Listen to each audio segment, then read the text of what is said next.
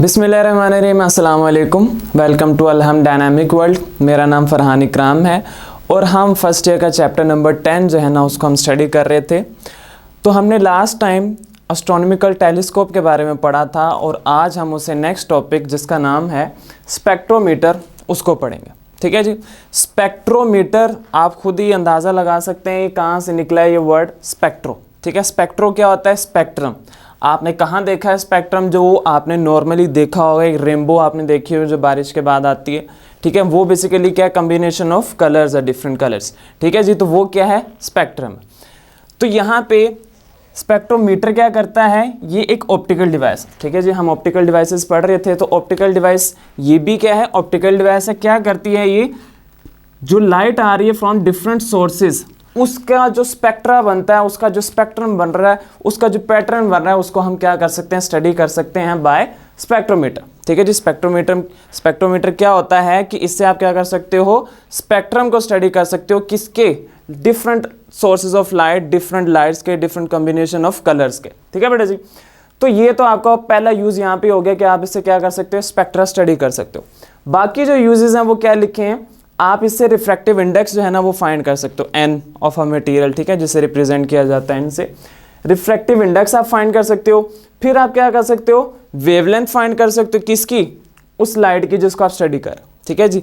फिर आप उसकी डेविएशन भी फाइंड कर सकते हो। जैसे कि प्रिज्म में जब आप लाइट को इंसर्ट करते हो तो वो एक स्पेसिफिक एंगल पे क्या हो जाती है? डाइवर्ट हो जाती है। तो आप उस डेविएशन को भी क्या कर सकते हो? फाइंड कर सकते हो। वेवलेंथ को, डेविएशन को और स्टडी कर सकते हो स्पेक्ट्रा को, और रिफ्रैक्टिव इंडेक्स आप फाइंड कर सकते हो किसके थ्रू? स्पेक्ट्रोमीटर के थ्रू। ठीक है बेटा जी। और इसमें अब इसके हम कंपोनेंट स्टडी करने जा रहे हैं कि असल में इसमें कितने कंपोनेंट्स हैं। वो यहाँ पे मैंने डायग्राम में भी बनाए गए हैं, लेकिन एक दफ़ा हम पहले यहाँ से देख लेते हैं। सबसे पहला जो कंपोनेंट है उसका नाम है कॉलीमेटर। ठीक है जी, उसका नाम है कॉलीमेटर। वो करता क्या है? वो लाइट को पैरेलल बना देता। यहाँ से मैं आपको बताता हूँ, फिर वो दोबारा वहाँ से पढ़ेंगे। ये क्या सोर्स ऑफ लाइट है? जो लाइट का सोर्स होता है, आप फॉर एग्जांपल आप बल्ब को कंसीडर करें तो बल्ब की जो लाइट है वो हर डायरेक्शन में फैलती। ठीक है जी। तो आगे ये क्या लगा हुआ है? कॉलीमेटर लगा हुआ है। कॉलीमेटर क्या करेगा? जो लाइट है जो कि अनपोलराइज्ड है उसको पोलराइज कर देगा, उसको पैरेलल कर देगा। ठीक है, यहाँ पे इस डायरेक्शन में भी लाइट होगी, इधर भी होगी, इधर भी होगी, इधर भी होगी। लेकिन जो लाइट इसमें से गुजरेगी वो जब बाहर निकलेगी वो बिल्कुल क्या होगी? प्लेन होगी। ठीक है जी। इसमें देखिए क्या क्या लगा हुआ है। सबसे पहले तो ये लगी हुई है स्लिट्स। स्लिट्स क्या कर रही हैं? कुछ रेस को अंदर जाने दे रही हैं, कुछ को अंदर जाने नहीं दे रही। और जो अंदर जा रही हैं वो तकरीबन कैसी हो रही हैं? वो पैरेलल बन रही। ठीक है जी, तकरीबन पैरेलल। मैं तकरीबन क्यों कह रहा हूँ? क्योंकि आगे एक और लगा हुआ है डिवाइस जिसका नाम है कन्वेक्स लेंस।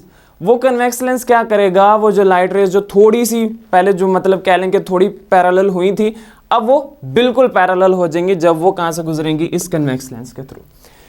तो कॉलीमेटर में क्या होता है? Metallic tube. ये सारी क्या है? एक मेटेलिक ट्यूब है। किसकी बनी है? मेटल की बनी है। यहाँ पे स्लिट्स लगी हैं। ये तो ऑब्वियसली ग्लास का बना है। ठीक है जी। मेटेलिक ट्यूब है जिसमें क्या लगा है? कन्वेक्स लेंस लगा हुआ है और एडजस्टेबल स्लिट लगी है। आप इस स्लिट को क्या कर सकते हो? एडजस्ट भी कर सकते हो। जिस तरह अगर आप ज़्यादा पैरेलल चाह रहे हो तो आप उसकी विड्थ कम कर दो। अगर थोड़ा आप उसको मार्जिन रखना चाह रहे हो तो आप उसकी विड्थ को क्या कर दो? थोड़ा सा बढ़ा दो। ठीक है जी। तो इसके थ्रू क्या होता है? इसके थ्रू हो क्या रहा है? लाइट रेज है ना वो क्या हो रही है? पैरेलल हो रही। ठीक है जी। तो कॉलीमेटर का काम क्या हुआ? लाइट रेज को क्या कर रहा है? वो पैरेलल कर रहा है। ठीक है बेटा जी। फिर आगे आप आ जाएं, रास्ते में देखें क्या पड़ा हुआ है? एक टर्न टेबल पड़ा हुआ है। ये एक टेबल है जिसको आप क्या कर सकते हो? रोटेट कर सकते हो। ठीक है जी। इसके ऊपर आप क्या रखते हो? कोई भी डिवाइस, जैसे कि प्रिज्म रख लें, स्लैब रख लें, डायफ्रैक्शन ग्रेटिंग वाली आप डिवाइस रख सकते हैं। जो मर्जी रखें। वो कहाँ पे रखते हो? आप टर्न टेबल पे रखते हो। ठीक है जी। वो यहाँ पे पड़ी होती है और इस पे क्या लगा होता है? स्केल लगा होता है कि आपने उसको कितने डिग्रीज मूव किया, कितने डिग्रीज रोटेट किया, वगैरह वगैरह। ठीक है बेटा जी। उसके बाद क्या लगा हुआ है? टेलीस्कोप। अब आपको पता है यहाँ पे अगर प्रिज्म फॉर एग्जांपल पड़ा हुआ तो ये जो लाइट रे जो कि पहले अनपोलराइज थी, यहाँ से क्या होगी? पोलराइज्ड होगी। वो कहाँ से गुजरेगी? इस टर्न टेबल के ऊपर पड़े हुए प्रिज्म से गुजरेगी। जब इस प्रिज्म से गुजरेगी तो वो क्या हो जाएगी? डायफ्रैक्ट हो जाएगी, डेविएट हो जाएगी। ठीक है, एट सम एंगल, किसी एंगल पे भी हो सकते हैं, उसकी मर्जी। ठीक है जी। आगे क्या लगा हुआ? टेलीस्कोप।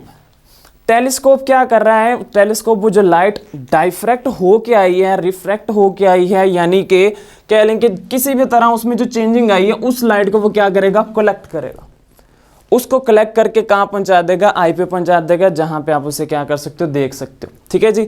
तो इसके थ्रू आपको यहाँ से पता लग जाएगा, यहाँ पे सारा वो टेबल बना होता है जिसके थ्रू पता लग जाएगा कितने एंगल पे मूव हुई है, कितना उसका रिफ्रैक्टिव इंडेक्स है, स्नेल्स लॉ के अकॉर्डिंग आप सब फाइंड कर सकते हो। ठीक है बेटा जी। तो एक छोटा सा टॉपिक था जो कि मैंने कहा कि आपको एक इंपॉर्टेंट टॉपिक के साथ साथ ही बता दो। ठीक है बेटा जी। अब आपके पास शुरू हो रहा है जो इंपॉर्टेंट टॉपिक है, वो है स्पीड ऑफ लाइट। आपको पता है स्पीड ऑफ लाइट कितनी होती है, 3 × 10⁸ मीटर पर सेकेंड। ठीक है। तो ये आई कैसे इस पे एक्सपेरिमेंट किया गया, कैसे इसको डिराइव किया गया, कैसे इसको कैलकुलेट किया गया। तो सबसे पहले जो इस पे काम किया वो किया गैलीलियो ने। उसने क्या बोला कि लाइट को टाइम लगता है एक जगह से दूसरी जगह जाने में। फॉर एग्जाम्पल आप बल्ब ऑन कर रहे हो तो हमें तो ऐसे बिल्कुल फील नहीं होता कि हमने अभी बल्ब ऑन किया तो वो फ़ौरन लाइट जो है ना वो फैल जाती। ठीक है, ऐसे ही होता है।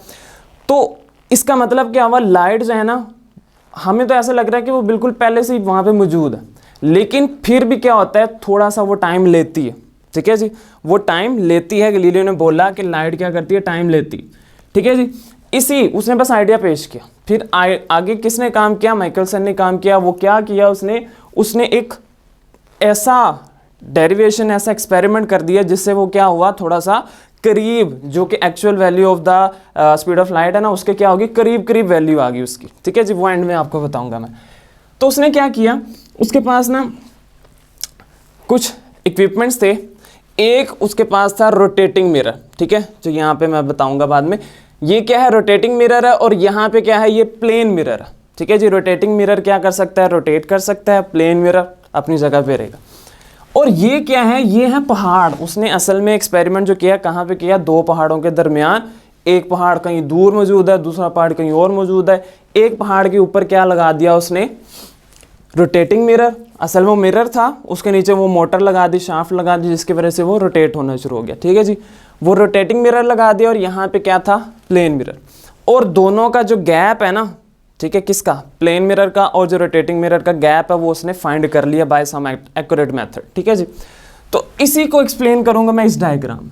ठीक है, इस डायग्राम को समझने के लिए, इस डेरिवेशन को समझने के लिए कुछ चीज़ें आपको पहले से पता होनी चाहिए। ठीक है जी। प्री रिक्वेस्ट इसका मतलब होता है कि जो आपको पहले से पता होनी चाहिए। तो ये क्या है, ये सर्कल है। ठीक है जी। ये क्या होता है, सर्कल होता है। सर्कल का अगर आप यहाँ से पूरा ये चक्कर कंप्लीट करें तो एंगल कितना बनता है, 2π रेडियन। ठीक है, यहाँ डिग्रीज में ले लें तो वो 360। ठीक है जी, 2π रेडियन है। लेकिन अब मैंने क्या किया, मैंने इस सर्कल को 8 हिस्सों में कन्वर्ट कर दिया। ठीक है जी, कितने हिस्से कर दिए, 8 हिस्से कर दिए। अब 8 में से एक हिस्से का मैंने एंगल जो है ना वो फाइंड करना है। वो कैसे होगा, आपके पास टोटल जो सर्कल है उसका क्या एंगल मौजूद है, आप उसको क्या कर दो, 8 पे डिवाइड कर दो, तो आपके पास क्या आ जाएगा, वो एक पोर्शन का एंगल आ जाएगा। ठीक है जी, ये आपको पता होना चाहिए। फिर आपको ये फॉर्मूला पता होना चाहिए जो आपने फर्स्ट ईयर में कहाँ पढ़ा है, चैप्टर नंबर 5 में।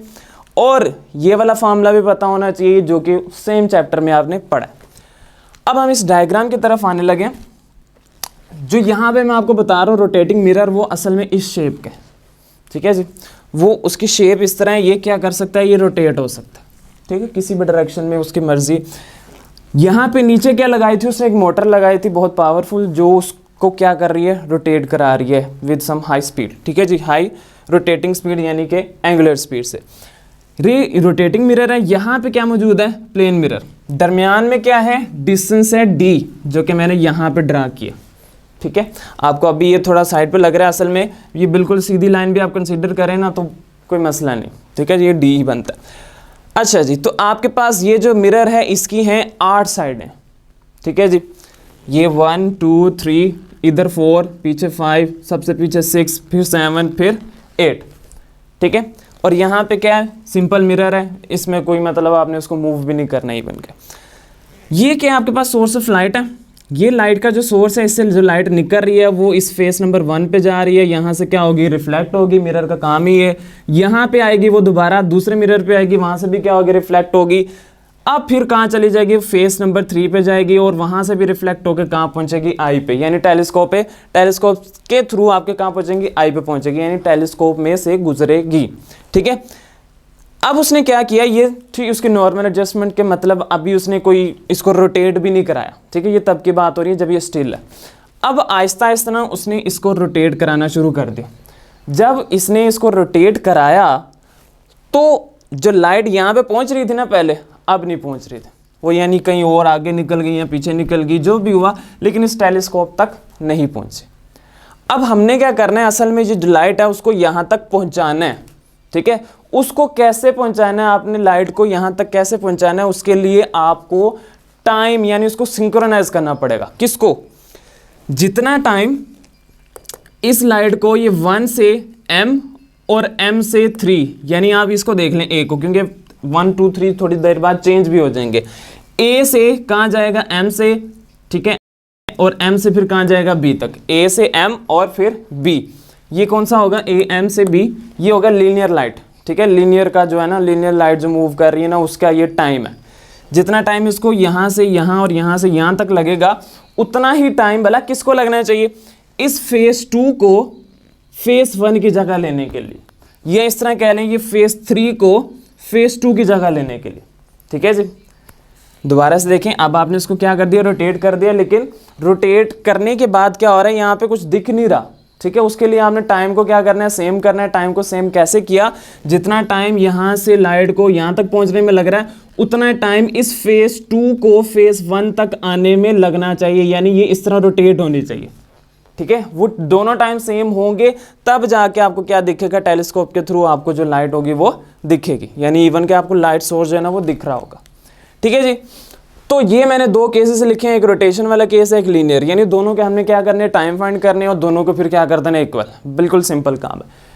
रोटेशन वाला फेज 2 से फेज 1 तक आना है, ठीक है, वो कौन सा काम है, रोटेशन का है। ये आपने फार्मूला पढ़ा है, ठीक है जी। यहाँ पे मैंने आपको बताया θ/t होता है। यहाँ से आपने टाइम निकालना है, तो वो कैसे आएगा, आप ओमेगा को इधर ले आए, ठीक है जी, ओमेगा उधर चला गया, तो ये बन गया t = θ/ω। अब यहाँ से t = यहाँ पे आपने थीटा की वैल्यू पुट कर दी है। वो कहाँ पे आपने कैसे निकाली थी, आपके पास क्या है, एक साइड मूव हुई है ना, यानी यहाँ पे थी, इस फेस पे थी, वो थोड़ा सा टिल्ट हो गई, ठीक है जी, इतना टिल्ट हुए, तो वो कितने एंगल पे मूव हुई है, 2π/8, जो हमने पहले एंगल निकाल लिया था, ठीक है जी। और ये जो ओमेगा है, इसको मैंने यहाँ पे लिखा, ओमेगा की वैल्यू होती है 2πf, उसको मैंने साइड पे यहाँ पे लिख दिया, ठीक है बेटा जी। यहाँ से देखें 2π, इस 2π से क्या हो गया, कैंसिल, ऊपर क्या रह गया, सिर्फ 1, नीचे क्या रह गया 8 एंड f, तो हम 1/8f लिख देंगे। ये वो टाइम है जो लग रहा है किसको, इस फेज 2 को फेज 1 तक आने में, ठीक है। अच्छा, ये f क्या है, f basically frequency of the motor है, यानी जिस स्पीड से, जिस फ्रीक्वेंसी से वो जो मोटर है वो उस रोटेटिंग मिरर को रोटेट करा रही है, ठीक है। ये भी पता लग जाती है, इसमें कोई मसला नहीं है, ठीक है। ये फ्रीक्वेंसी का भी पता लग जाता है। फिर अब आगे नेक्स्ट जो बारी आगे वो किसके आगे, लीनियर के आगे, 1 से m, m से 3, यानी a से m, m से b, वो कौन सा होगा, लीनियर होगा। तो लीनियर के लिए कौन सा फॉर्मूला यूज होगा, s = v × t, ठीक है जी। ये बड़े सिंपल से हैं। t = क्या हो गया, s/v। अब यहाँ पे देखिए 2d कहाँ से आया, ये जो s की जगह 2d लिखा है, क्योंकि यहाँ से देखिए ये लाइट यहाँ तक पहुँची, कितना डिस्टेंस कवर किया, d, फिर यहाँ से वो कहाँ पहुँची, दोबारा b तक पहुँची, कितना डिस्टेंस कवर किया, d, तो टोटल कितना हो गया 2d, इसलिए मैंने लिखा 2d। और ये v को मैंने c में चेंज कर दिया, क्यों, क्योंकि ये जो स्पीड ऑफ लाइट है हम उसको रिप्रेजेंट ही किससे करते हैं, c से करते हैं, इसलिए मैंने 2d / क्या लिख दिया, c लिख दिया। एक टाइम मेरे पास ये, एक टाइम मेरे पास ये, दोनों टाइम मैंने क्या बोला था, बराबर होने चाहिए, तो मस्ट बी इक्वल का मतलब दोनों जो टाइम है वो क्या होने चाहिए, बराबर। 1/8f = क्या हो गया, 2d/c। यहाँ से आप c को कहाँ ले जाएं, इधर ले जाएं, और 8f को कहाँ ले जाएं, उधर, तो c = क्या हो जाएगा, 16fd। जो उस मोटर की फ्रीक्वेंसी थी उसने वो वैल्यू वहाँ पे पुट की, जो डिस्टेंस बिटवीन द माउंटेन्स था, distance between the rotating and plane mirror था, वो उसने पुट किया, तो उसका जो आंसर आ रहा था वो ये आ रहा था, ठीक है जी। ये का मतलब क्या है, 299779245 जो कि क्या था, काफ़ी हद तक करीब था, लेकिन जो एक्चुअल आंसर था वो क्या है, वो आपके पास है 3 × 10⁸, ठीक है जी। तो ये आपके पास ये टॉपिक था। यहाँ तक आपका कोई भी क्वेश्चन होगा तो पूछ लीजिएगा। इंशाल्लाह नेक्स्ट टाइम आपसे मिलेंगे, तो अपना ख्याल रखिएगा। अल्लाह हाफिज़।